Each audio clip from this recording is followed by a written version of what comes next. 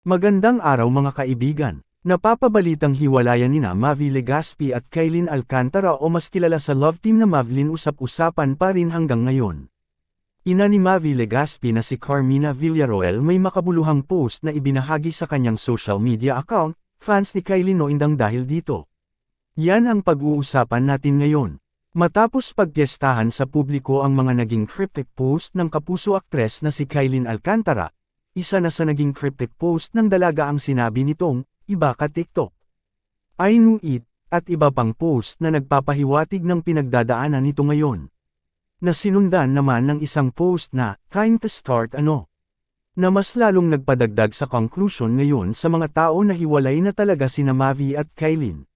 Sa kabilang banda, naging sentro naman ngayon sa atensyon ng mga tao ang makabuluhang post ni Carmina Villarroel. Na ayon sa iba ay tila sagot ito ni Carmina sa napapabalitang isyu ngayon ng anak na si Mavi sa girlfriend nitong si Kailin. Inulan naman ng sari-saring komento ang naging mensahe nito sa kambal na anak na sina Mavi at Cassie. Na may mga tao umanong sisira sa kanilang ngunit hindi mawawala ang mga mabubuting nagawa ng mga ito.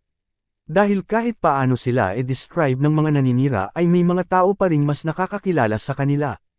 Ayon sa kanyang mensahe sa mga ito, Dear Mavi and Cassie, people can destroy your image, damage your personality, create rumors about you but they can never take away your good deeds. Because no matters how they describe you, you will always be admired by those who know you best.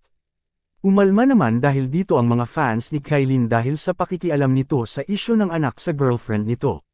Nagpapatunay lang umano ito sa pagiging mama's boy ni Mavi Legaspi. Ikaw anong opinyon mo tungkol dito? Mama's boy bang matatawag si Mavi Legaspi dahil dito? Ibahagi ang iyong komento.